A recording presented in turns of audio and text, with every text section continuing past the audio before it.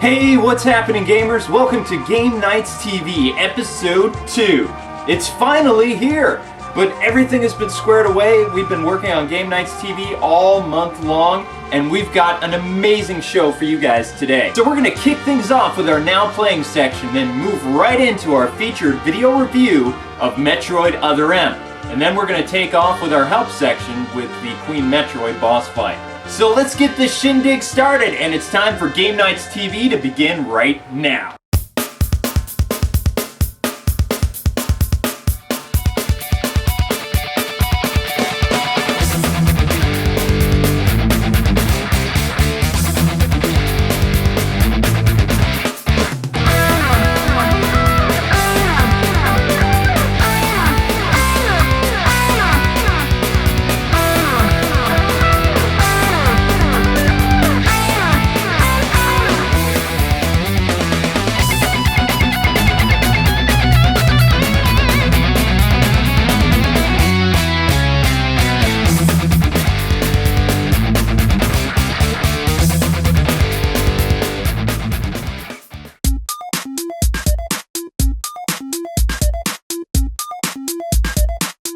Transformers War for Cybertron combines 80s retro goodness with the popular third-person shooters of today. The game has both a solo story campaign where you can play as the Decepticons or the Autobots through 10 action-filled levels, or you can go online and play various online modes with your friends. The only downside to this is you have to play as the Transformer you create, so unfortunately no playing as Jazz or Optimus Prime, except for one mode. Gameplay is totally bodacious, buds. The transforming is in this game, and it is a vital part of the game as a whole, which is awesome. Music and voice acting is very well done, and this game will have you squealing with fanboy delight. This game is definitely worth checking out, gamers. Autobots, transform and roll out. Arkwright's Fantasia is a classic JRPG for the Wii. The story focuses on the two children of Isa as they must choose either Imaginal or Real's law, which in turn will save or destroy the world. What's unique about this game is its combat system, as it could be played automatic like Final Fantasy XIII or the old school way. Arkwright's fighting mechanics is based around attack points or AP. Now all three of your characters share this, and it refills to a degree after each turn. AP also acts with your MP gauge as well. Stuff we couldn't stand about this game was the super cheesy dialogue and train-wrecking voiceovers. The good news is you can mute the voiceovers if you want. I really like that Arkwright goes back to the classic RPG mechanics with old school level upping, visiting towns, chatting with NPCs, buying armor and new weapons, and even a massive non-linear world to explore. If you're not a fan of the new style of RPGs, pick up Arkwright for your Wii. Capcom fighting games are really strong, even to this day, but BlazBlue steps up as possibly an equal rival with its newest entry, Continuum Shift. The story takes place shortly after Calamity Trigger, and things get a little bit harder for Ragna's quest for revenge. Your point in the game is to fight opponents through the game's various modes, and you tackle them with some insane and solid gameplay. The game's visuals are all in 2D with high-resolution anime to tell the story, so it has some seriousness and comedy depending on who you play as. BlazBlue's heavy metal soundtrack mostly has recycled music, but it's still pretty awesome to listen to, even with the newest ones that they have in there. Axis Games makes me believe that their new fighting series can easily rival Capcom's fighting games, and I recommend this as a buy, especially at its $40 budget price. Groovy! One of the best video game characters makes a comeback, but as a remake? Of course, Earthworm Jim HD comes back for us retro fans and introduces the character to a whole new generation of gamers. The game follows the same storyline as the original game, but there are some newer levels that add to the mix. Plus, with online 4-player co-op, selectable difficulties, and 5 newer levels that are exclusive to the game, your experience with Jim this time around will be a groovy time to save Princess What's-Her-Name from the evil Queen Slug for a butt. Okay, I'm gonna be honest with you, and I won't deny it. I love Treasure. I love this beautiful little company. Now, how could I have such a love for a company like this? Well, it's quite easy when you look at a game like Sin and Punishment's star successor for the Wii. Yes, Nintendo has many wonderful franchises on the Wii, but I can think of none other better to represent what the Wii truly does well, which is the pinpoint accuracy the Wiimote provides that no other console has at the moment. You owe it to yourself to try this game out because, in all honesty, you're not going to get anything like it anywhere else. This game is quickly becoming one of my favorite games this generation, and certainly a reason to own a Wii.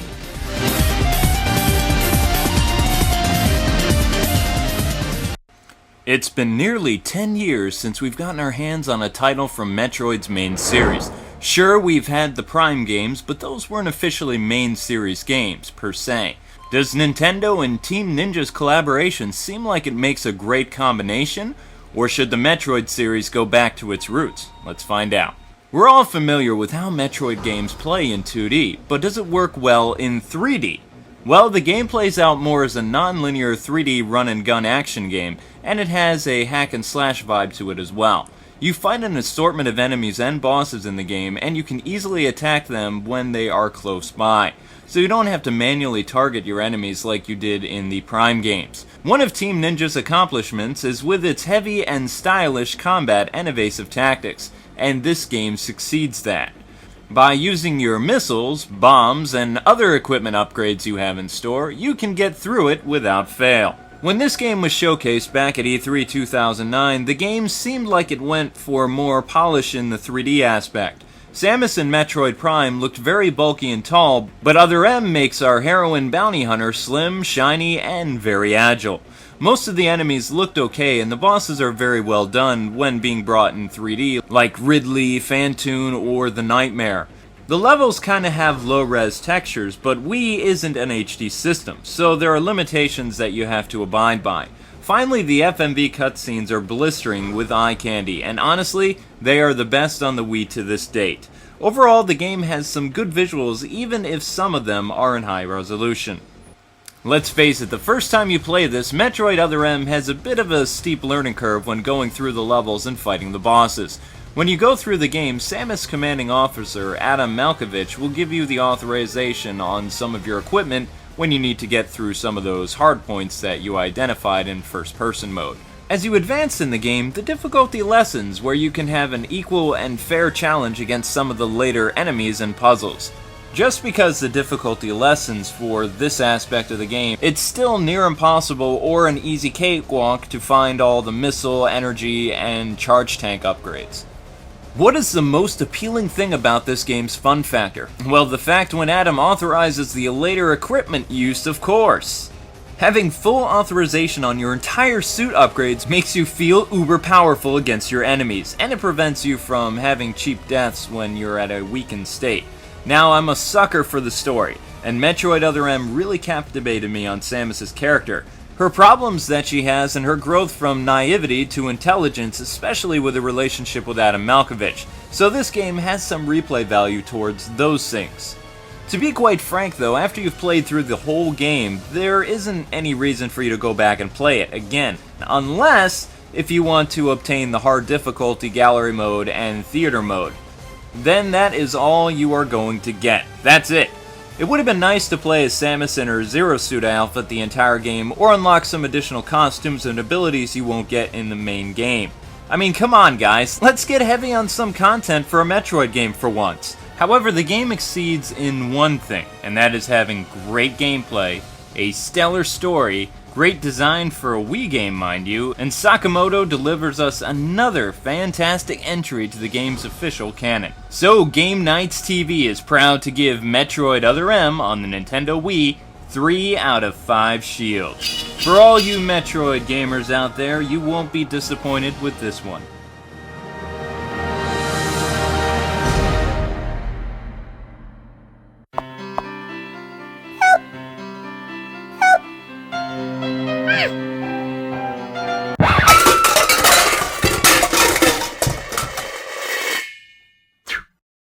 Alrighty gamers, it's time for us to delve into our ships again as we go back to Metroid Other M for this help section. Today we'll discover the tips and tricks that you will need to discover in order to win the final battle against the Queen Metroid. Wait, the Queen Metroid? Wasn't she the final boss as in Metroid 2, The Return of Samus? Talk about deja vu. This boss isn't an easy cakewalk by any means, at first. And hopefully with our guide you will go through it like it is delicious cake. Anyway, you'll start off this battle with a cutscene where Samus discovers a Queen Metroid in the dark. After that, the deranged and psychotic Metroid will hatch 6 infants from them to attack you. Ouch! You cannot damage the Queen as you have to defeat the infants that harass you, which is always the case. They will show up in 3 rounds where there will be 1 in the first battle, 2 in the second, and you guessed it, 3 in the last round. What I want you to do is to charge up your charge beam all the way and strike at the infants with it. The beam may attack only 1 at a time, but it isn't a pain to worry about. After the infant Metroids have some ice to their skin, go into the first person mode and shoot at the critters with your super missiles. Awesome. Now you have to do this in all 3 rounds, and each round will be a bigger pain as the last because of how many of those infants are battling Samus. After they are defeated, you and the Queen Metroid are eye to eye with each other, and you're ready to do some damage to it. Finally. Yay! What you need to watch out for with this beastie is the fact that she'll charge at you with the quick haste, and she'll breathe fire at you that will greatly reduce your health. Just evade those attacks the best you can. However, the strategy to win this part of the fight is to shoot the purple crystals on the Queen Metroid's neck, and you can damage her with a super missile, a seeker missile, or the plasma beam. It's easier with the seeker missile because you can do damage to each crystal simultaneously. You may also lose so many missiles based on this attack, but make sure you use your concentration technique to refill your missile gauge to its fullest. After you damage the crystals, the bottle ship will hit its emergency brakes because of its automatic orbit, and it will cause both Samus and the Queen Metroid to fall to the floor. Waboom! When Samus arises, use your charge beam or super missiles to damage the monster's belly. After 75% of its health is drained, the Queen will get back up and try to strike you with a deadly attack from its mouth. Immediately grab onto her mouth with your grappling beam, and Samus will go into the Queen's stomach via a morph ball. Keep in mind, doing this you will lose health rapidly when you're in the stomach, so get ready to use your power bomb by holding in the 1 button until it's fully charged, and release it to give this creature some nasty heartburn, also to blow it into oblivion. Congrats gamers, you've defeated the final boss in the game's story. We hope this has been very helpful, and please enjoy making your way to the game's final event in Other M's storyline. The fate of the galaxy is in your hands, gamers. Now before we move on to our other sections, you guys are probably a little surprised about our video review giving it a 3 out of 5. Well, that doesn't mean it's a bad game at all. In fact, our grading scale goes from meh, good, great, excellent, and awesome. So if a game is really bad, then it ends up at our worst game of the month at the end of the episode. Now that that's said and done, we're going to continue moving along with our next segments. Nick Huggett is back with our next Demolition episode.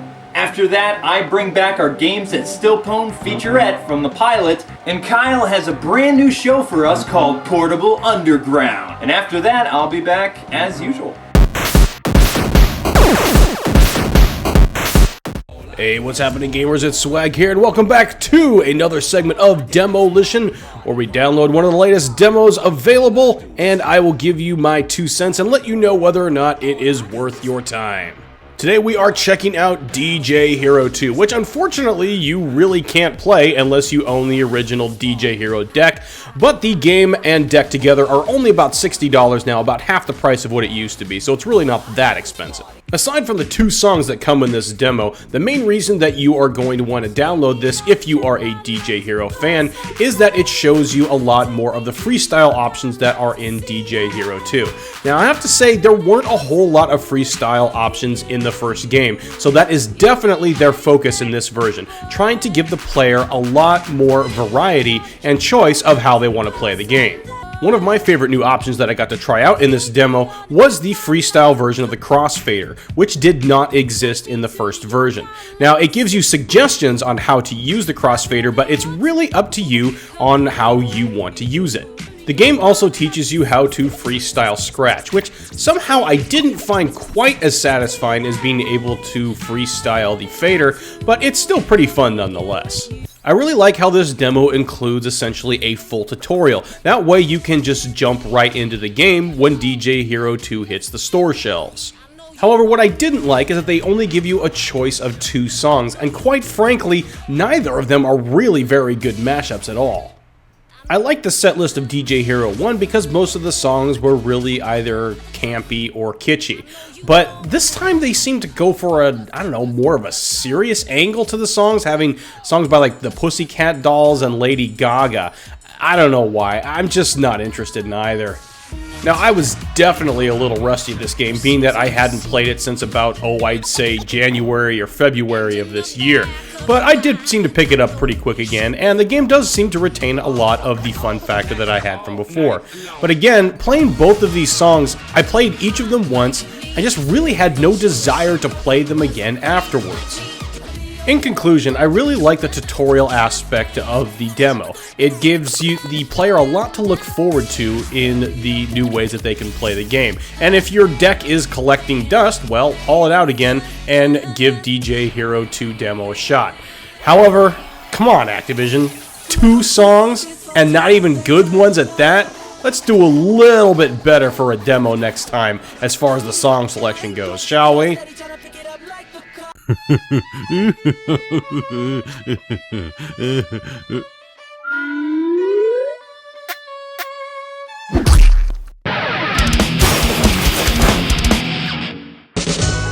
Today's game is Knights of the Round, a game by Capcom released in 1991 in the arcades and 1994 for the Super Nintendo.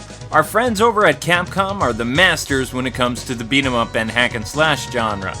Don't get me wrong, Final Fight, awesome, but add knights, blocking bad guys' attacks, radical super moves, the ability to level up your character, ride a freaking horse, and co-op gameplay?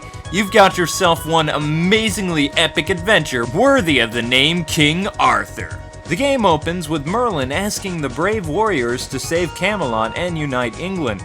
The players are allowed to then play as 3 characters: Arthur, the main protagonist, wielder of Excalibur, and the future King of England. Lancelot, a favorite among the ladies, but deadly lightning fast to his foes. And finally, the mighty Percival, a gentle heart but strong as an ox. Then after choosing your legendary hero, you could play alone or with a buddy in 7 tough stages. You heard right, folks, this stuff is tough. Knights of the Round was, and is, a wicked challenging game, no lie. The enemies in this game weren't your garden variety wimps either. If you're not careful, they will pwn you. So what made this game stand out from the others in its genre?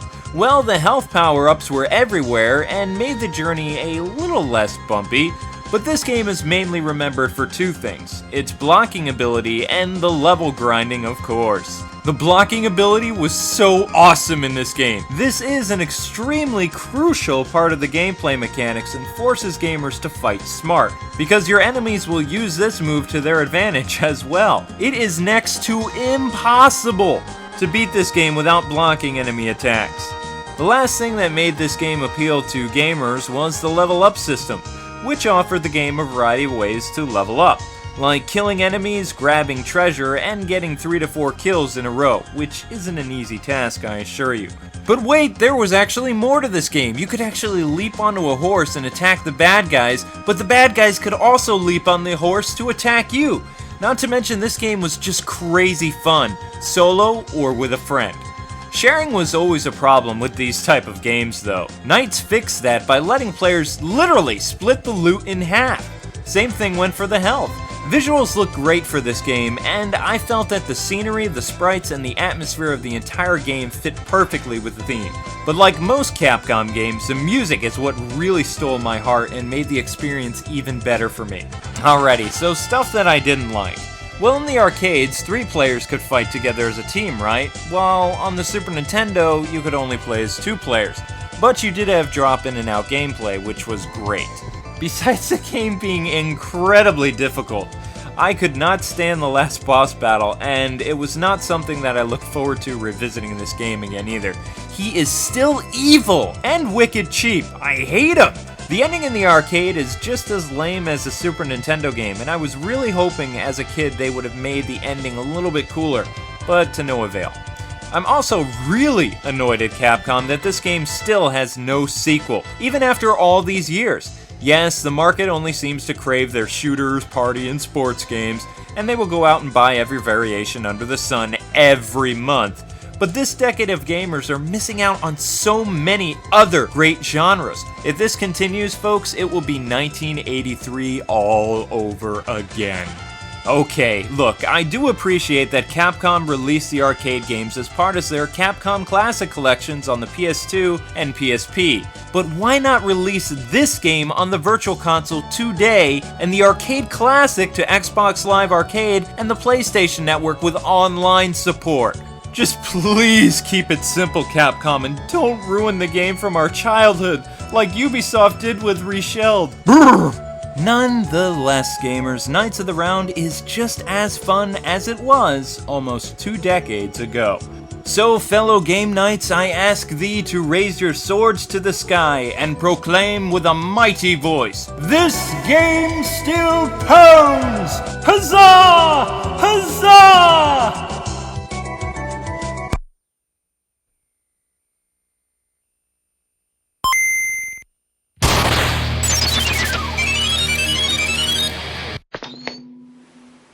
Hi everyone, and welcome to the inaugural edition of the first in many episodes of my own series, Portable Underground, where we take a look at your portable gaming goodness.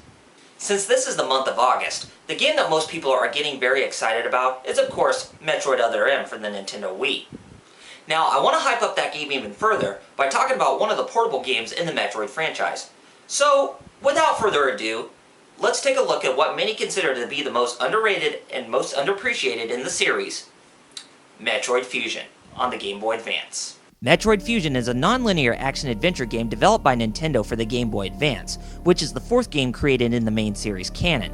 It's a very fun title, and it is my job to talk about its awesome sauce, as Luke Kwing would say. Anyway, let's get started. The story for the game is that Samus has been ordered to assist the Galactic Federation on a mission to uncover some strange activity on the Metroid's homeworld, SR-388. Upon coming onto the planet, our heroine bounty hunter, Samus Aran, is attacked by a gelatinous creature called the X-Parasite, and it cripples her consciousness when she nearly collides with an asteroid belt in deep space, and is surgically assisted by the Galactic Federation ship that is nearby. The X multiply in her body, making survival seem very unlikely, but someone has procured a vaccine made of cells from the infant Metroid that Samus saved in the past, and it destroys the X-Parasites in her body without fail. Samus is saved, but now she is ordered to investigate an explosion that occurred after her infected power suit was sent to the BSL research station for further study. Samus must face her fears as she must look into the matter at hand that will lead up to truths and risks that she must take. Metroid Fusion's concept is similar to the same formula with its non-linear exploration, but it seems to be more linear because it is more mission-based rather than found discovery. You are given an assortment of missions to uncover abnormal activity and claiming the abilities that was taken away from many X-parasitic hosts and data rooms in the research station. The abilities in the gameplay make them very easy and intuitive to use. You can gain a variety of missile, power bomb, and energy tank expansions along the way, so put that into consideration if you want to make Samus even stronger. Overall, you just have to follow the main story's objectives in order to complete the game. The design aspect is very nice as the game has a more bright and vibrant color palette with the enemies, backgrounds, objects, and Samus herself. Super Metroid was amazing with how the game looks, but Metroid Fusion really takes the cake with its visuals. Probably the interesting thing to note about this game is 2 core plot points. The first is Samus's multiple encounters with the SAX, an X-Parasite shaped as Samus's infected power suit. It will constantly harass you and make it seem like it is impossible to survive throughout most of the game before you face it during the final mission. The second plot point would be Samus's relationship with her ship's computer named Adam, named after her late and former commanding officer, Adam Malkovich. The computer is very obsessed with military duty that it hardly shows any trust in Samus Aran, but Adam Malkovich in real life would soften the blow and end any agreement with the phrase, "Any objections, lady?" which slates their trust, the showing of Samus's human elements, and the surprising outcome near the end of the game. One thing it makes you wonder is how Yoshio Sakamoto made this plot element very important to Metroid Fusion's story. Since Metroid Other M is slated to become what he calls the Metroid series holocron, I guess we'll just have to wait and find out. Overall, does this game have appeal? Of course it does. It is a very fun side-scrolling exploration game to uncover new abilities, upgrades, and expansions for your equipment, as well as this game having some very solid gameplay for a handheld. The story is very interesting with its twists, but very confusing for those who aren't familiar with the Metroid games at all. Plus, the music and sound capture the atmosphere of the many outcomes that Samus has to go through to finish off the X-Parasites in no time. The point is that this game is very fun, even nearly 10 years later, and it is definitely worth picking up. Now that gets my official seal of approval, since the story element is one that is very interesting, and the first to be fully utilized in a Metroid game. Anyway, I think that'll do it for this edition of Portable Underground. Enjoy your portable gaming goodness, and I'll catch you next time. Well, this is the last time you guys are going to see me today, because we're moving into our worst game of the month. And this game really is going to surprise a lot of people.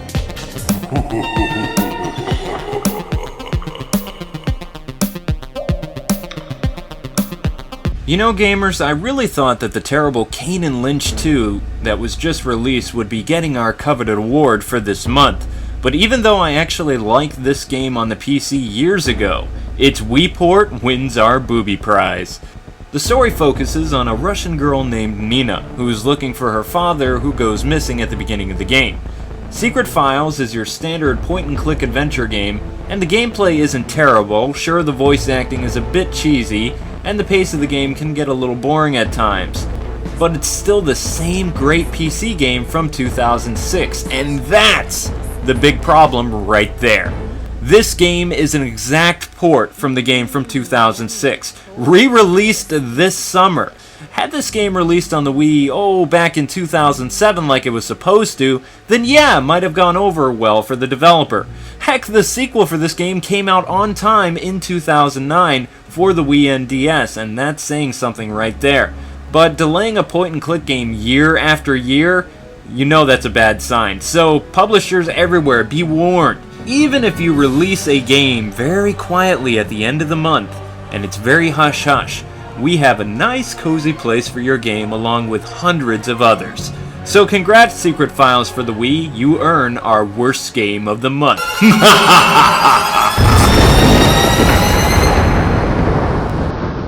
Next time on Game Nights TV Episode 3, since we're still playing catch-up, it's going to be a September/October episode. Also, our mailbag finally makes a triumphant return. So guys, get your question in now, and we will get them answered to you. This has been Kwing. My catchphrase as always is God bless and happy gaming. Thank you so much for watching another episode of Game Nights TV. And until we meet again, gamers.